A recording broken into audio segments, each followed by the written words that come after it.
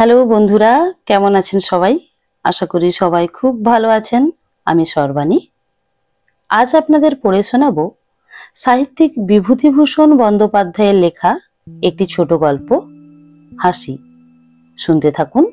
হাসি। স্টেশনের ওয়েটিং রুমের ভেতরে বাইরে কোথাও অন্য লোক ছিল না। বেয়ারাটাকেও ডেকে ডেকে পাওয়া গেল না। অগত্যা চায়ের আশায় জলাঞ্জলি দিয়ে আমরা কয় বন্ধুতে বেশ করে র‍্যাগ টেনে নিয়ে ইজি চেয়ারে শুয়ে পড়লাম। মাঘের শেষ যদিও, শীত কিন্তু বাংলাদেশে পৌষ মাসের চেয়েও বেশি। রমেন বললে, ওহে, তোমরা যা বোঝো করো, আমি কিন্তু চা নইলে রাত কাটাতে পারবো না। বসো তোমরা, একটা ব্যবস্থা দেখি। দোর খোলার সঙ্গে সঙ্গে এক ঝলক তীক্ষ্ণ শীতল পশ্চিমে বাতাস তীরের মতো ঘরে ঢুকতেই আমরা হা হা করে উঠলাম। আরে খুলে দিয়ে গেলে কেন? লাগিয়ে দিয়ে যাও। রমেন ততক্ষণে চলে গিয়েছে। খোলা দরটা বন্ধ করে দিতে গিয়ে চেয়ে দেখি বাইরে বেজায় কুয়াশা। পৃথ্বীশ আমাদের দলের দার্শনিক। এতক্ষণ সে র‍্যাগ দিয়ে আপাদমস্তক আবৃত করে শুয়েছিল। হঠাৎ মুখ খুলে গম্ভীরভাবে বললে, দেখো, আমার কিন্তু একটা আনক্যানি সেন্সেশন হচ্ছে। কেন বলো তো? আমি বললাম, কিভাবে আনক্যানি? ভূতটুত? সে র‍্যাগ খুলে ফেলে ইজি চেয়ারে উঠে বসলো। চারিধারে চেয়ে দেখে বললে, তা জানি নে, কিন্তু কেমন যেন। আমরা সকলেই ততক্ষণে পুনরায় খাড়া হয়ে উঠে বসেছি। সলিল বললে, বিচিত্র নয়। আমি একটা ব্যাপার জানি, এইরকম একটা স্টেশনের ওয়েটিং রুমে রাত 10টার পরে লোক থাকতে পারতো না। শুধু তাই নয়, একবার অনেক রাত্রের ট্রেনে এক ভদ্রলোক নেমে রাত্রের মতো স্টেশনের ওয়েটিং রুমেই ছিলেন। সকালেও তিনি ওঠেন না দেখে সকলে তুলতে গিয়ে দেখলো তিনি অচৈতন্য অবস্থায় মুখ উপুড় করে পড়ে আছেন। তারপর অনেক যত্নে তার জ্ঞান হয়। তিনি সকলের কাছে বলেন, শেষ রাত্রির দিকে এক সাহেব এসে তাকে ওঠায়। পরে হঠাৎ সে পকেট থেকে একটা খুর বার করে নিজের গলায় বসিয়ে এমন জোরে টানতে থাকে যে কাঁচা চামড়া কাটার অস্বস্তিকর খ্যাঁচ খ্যাঁচ আওয়াজে তার সারা শরীর শিউরে ওঠে। তিনি চিৎকার করে লোক ডাকতে যেতেই দেখেন কেউ কোথাও নেই, সাহেবের চিহ্নও নেই ঘরে। তারপর কি হলো তিনি আর জানেন না। সেই স্টেশনের ওয়েটিং রুমের বাথরুমটার মধ্যে এক ছোকরা সাহেব ইঞ্জিনিয়ার কি জন্যে একবার ঠিক ওইভাবেই গলায় খুর বসিয়ে আত্মহত্যা করেছিলেন। তারপর থেকেই এই ব্যাপার। আমরা সকলে আমাদের বাথরুমটার দিকে চেয়ে দেখলুম। লুপ লাইনের নির্জন পাহাড়ে, জঙ্গলের ধারে, লাইনের ওপারে কেবল স্টেশন মাস্টারের কোয়ার্টারটা এবং লেভেল ক্রসিং এর ফটকে দারোয়ানের গুমটি।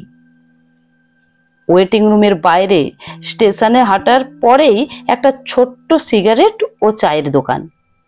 দিনমানে এমনকি সন্ধ্যার একটু পর পর্যন্ত দেখেছিলাম। তারপর থেকে আর দোকানির পাত্তা নেই। দোকান বন্ধ করে চলে গিয়েছে। গল্প ভালো করে জমতে না জমতে হঠাৎ দোরটা খুলে গেল। একটা কুলির হাতে কাঁসার থালায় গোটা আষ্টেক পেয়ালা ভর্তি চা নিয়ে ঢুকলো হাসি মুখে রমেন। ঢুকেই বললে, দেখেছ, where there is a will there is a way. বলেছিলাম না চায়ের ব্যবস্থা করবই। স্টেশন মাস্টারের সঙ্গে আলাপ হয়ে গেল। তার বাড়ি আমাদের জেলায়।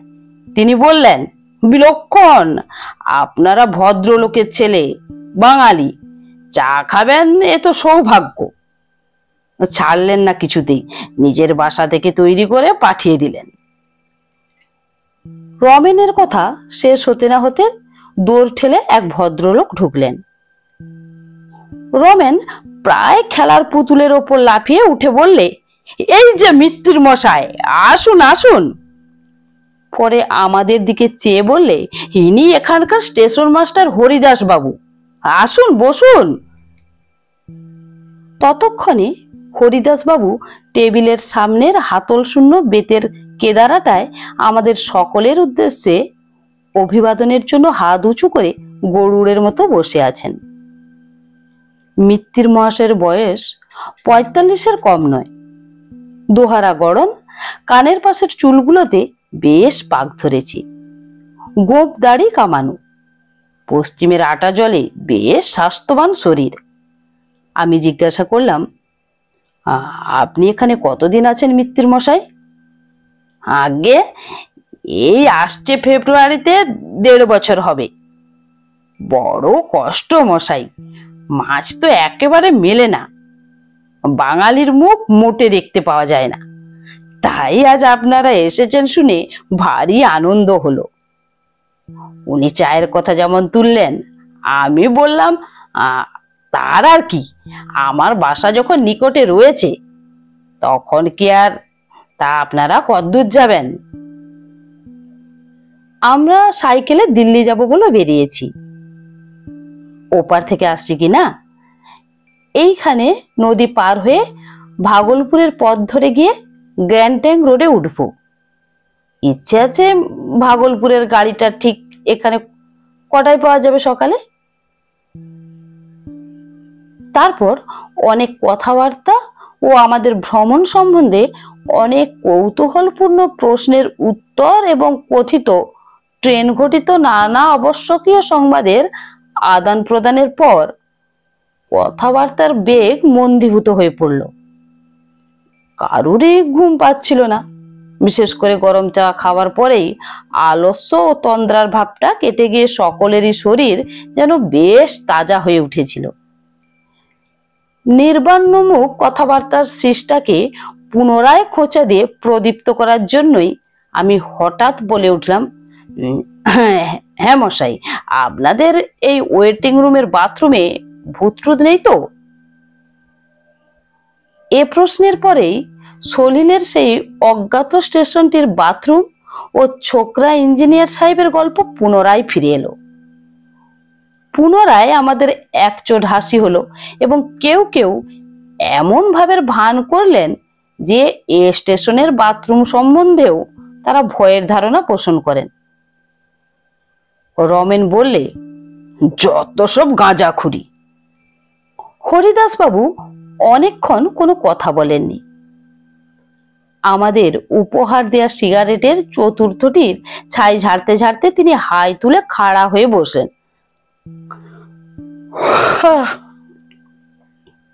বললেন, আপনারা হাসবেন, কিন্তু আমার নিজের জীবনের একটা ব্যক্তিগত অভিজ্ঞতার কথা এখানে বলছি, শুনুন। পরে তিনি পঞ্চম সিগারেটটি ধরিয়ে নিজের অদ্ভুত গল্পটি বলে গেলেন। অনেক দিনের কথা, আমার বয়স তখন খুব বেশি না হলেও 12-13 কম নয়।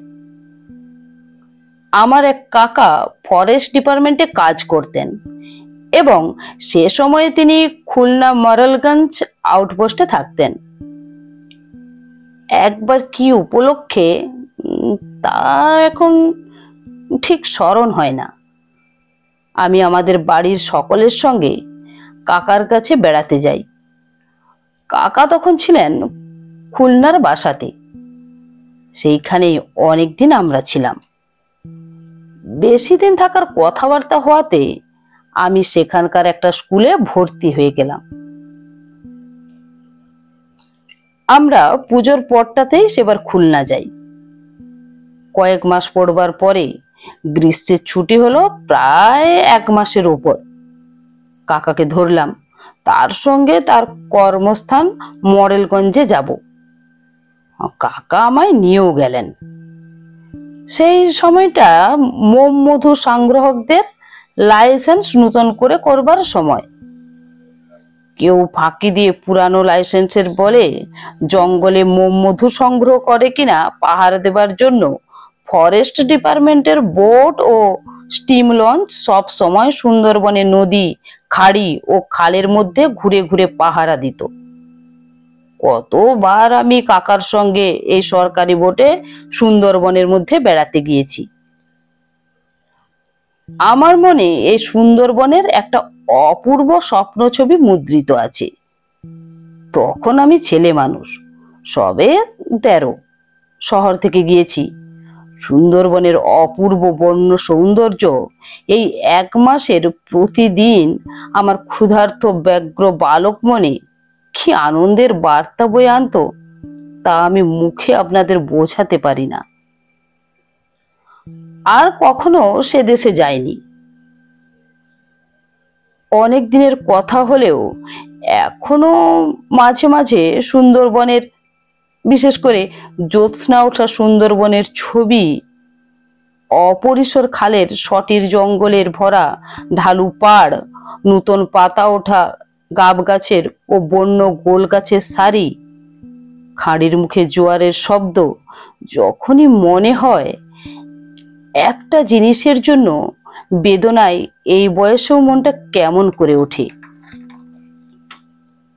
সেদিনের কথাটা আমার বেশ মনে আছে। সুন্দরবনের সেই অংশটা তখন জরিপ হচ্ছিল। তাদের একটা বড় লঞ্চ বড় বড় গাঙের মাঝখানে বাঁধা থাকতো। দুপুরবেলা সেদিন সেই লঞ্চটাতে আমাদের নিমন্ত্রণ ছিল। 4-5 জন আমিন, একজন কানুনগো, একজন কেরানি, সবাই বাঙালি। সব শুদ্ধ 7-8 জন লোক লঞ্চটাতে। খাওয়া দাওয়াটা খুব গুরুতর রকমের হলো। তারপর একটু গান বাজনাও হলো। বেলা পড়ে গেলে সেখান থেকে বিদায় নিয়ে আমাদের বজরাটা ছাড়লাম। ক্রমে রাত হলো, জ্যোৎস্না উঠলো। খালের দুধারে নতুন পাতা ওঠা বনের মাথাটা জ্যোৎস্নায় চিকচিক করছিল। দূর থেকে নৈশ পাখির 2-1টা অদ্ভুত রকমের ডাক কানে আসছিল। জোয়ারের জলে মগ্ন গোল গাছের আনত শাখাগুলো ভাটার পরে একটু একটু করে জল থেকে জেগে উঠতে লাগলো। বাঘের উপদ্রবের ভয়ে সবসময় আমাদের বজরাতে 2 জন বন্দুকধারী সিপাহী থাকতো। তারা বজরার ওধারের তোলা উনুনে রান্না চাপিয়ে দিলে। রাতটা বড় গুমট। গাছের পাতাটি পর্যন্ত নড়ছিল না। চারিদিকে একটা নীরব থমথমে ভাব। ছইয়ের ভেতরে থাকবার উপায় নেই। বজরার ছাতে তক্তার পাটাতনের ওপর এসব গ্রীষ্মের রাতে শুয়ে থাকতে খুব আরাম বটে, কিন্তু অপরিসর খালের দুধারের ঘন বন থেকে বাঁক লাফিয়ে পড়বার ভয়ে সেখানে থাকবার জো ছিল না। ছইয়ের মধ্যে বসে কাকা ও বিনোদবাবু দাবা খেলছিলেন। ছইয়ের ঘুলঘুলিগুলো সব খোলা। আমি নিকটে বসে বই পড়ছি। খেলতে খেলতে রাত হয়ে গেল 10টারও বেশি। সিপাহীদের রান্না হয়ে গেল। কাকা কি একটা কঠিন চাল সামলাবার কথা এক মনে ভাবছেন। আমি মিটমিটে আলোতে আখ্যান মঞ্জুরি পড়ছি। বিনোদবাবু খেলোয়াড়কে সমস্যায় ফেলবার আত্মপ্রসাদে তাকিয়ে ঠেস দিয়ে ঘুলঘুলির বাইরের ভাটার টান ধরা জলের দিকে চেয়ে আছেন। দীর্ঘ বন গাছের ছায়া পড়েছে জলের ওপর। এমন সময় একটা ব্যাপার ঘটল। সামনের ঘন বনের মধ্যে অনেক দূর থেকে একটা উচ্চ সুস্পষ্ট কর্কশ অট্টহাসির রব উঠল।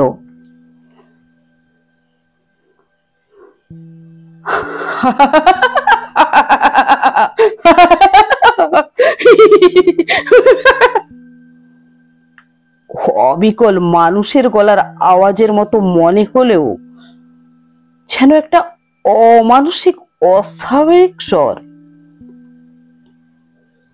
আমরা কিছু ভাববার পূর্বেই সেই রকম আর একবার এবং তারপর আবার হাসির শব্দটা এত উচ্চ ও তীক্ষ্ণ মনে হলো যে বনের গাছগুলো কেঁপে কেঁপে উঠছে, মাটি যেন কাঁপছে, বোটটা যেন দুলছে।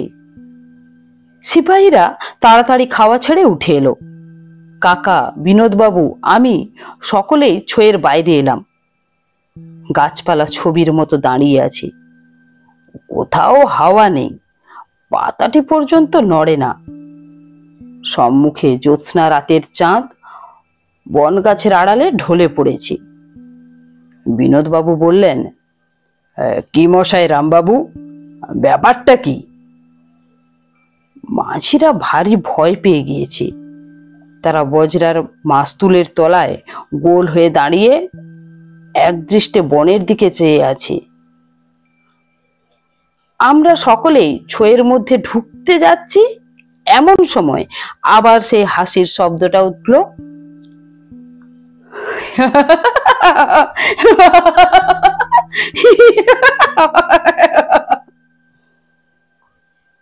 শব্দটা এত ক্রূর ও মর্মস্পর্শী যে আমাদের সকলের গায়ে কাঁটা দিয়ে উঠল। মাঝিরা দুই কানে হাত দিয়ে বলে উঠল, আল্লাহ আল্লাহ। কাকা ও বিনোদবাবু ছয়ের মধ্যে পরস্পরের মুখ চাওয়াচাই করলেন। কাকা বললেন, কি মশাই, হায়না নাকি? কিন্তু তার মুখ দেখে ও গলার সুর শুনে মনে হলো তিনি কথাটা নিজেই বিশ্বাস করেন না। তারপর পরামর্শ হলো নৌকাটা সেখান থেকে সরানো যায় কিনা। কিন্তু ভাটার টান এত বেশি যে বড় গাঙের টান ঠেলে এত রাত্রে কোনো মতেই অত ভারী বজরাটা উজানে নেওয়া চলে না। খগত্যা সেইখানেই রাত কাটাতে হলো। সবাই জেগে রইল। কারো চোখে ঘুম এলো না সে রাত্রে। শেষ রাত্রে আরেকবার শব্দটা শুনলাম। বনভূমি তখন নিস্তব্ধ। চাঁদ ডুবে গিয়ে নদী, আকাশ, বন সব অন্ধকার একেবারে। চোখ ঘুমে ঢুলে এসেছে। এমন সময় অন্ধকার ভরা গভীর বনভূমির দিক থেকে আর একবার সে বিকট হাসি রোল উঠল।